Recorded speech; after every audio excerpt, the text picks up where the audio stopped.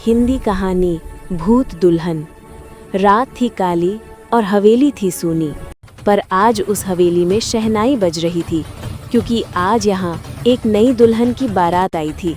सब लोग हंसी खुशी में झूम रहे थे, पर किसी को नहीं पता था कि इस हवेली में पहले भी एक दुल्हन आई थी, जो अब भी यहीं है, मगर जिंदा नहीं। जब वरमाला डालने का वक्त आया, अचानक सब दिए बुझ गए।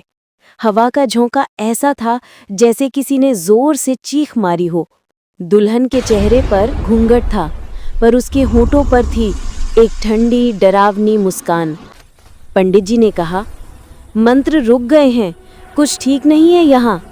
तभी गांव का एक बुजुर्ग बोला, 20 साल पहले भी इसी हवेली में एक दुल्हन जली थी। उसी का नाम था राधा। लोगों के शरीर में सिहरन दौड़ गई और तभी दुल्हन ने धीरे धीरे घूंघट उठाया। उसका चेहरा अब चेहरा नहीं था, बल्कि सफ़ेद राख, लाल आंखें और होठों से उठता धुआं। वो बोली, तू वही है ना जिसने मुझे जलाया था? अब मेरी बारी है, मेरे इंतकाम की। सब लोग चीखते हुए बाहर भागे, पर हवेली का दरवाज़ा खुद ब खुद बंद हो गया।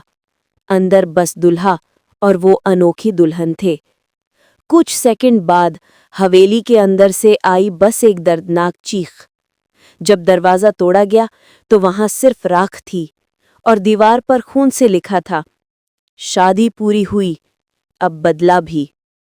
कुछ सेकंड बाद हवेली के अंदर से आई बस एक दर्दनाक चीख।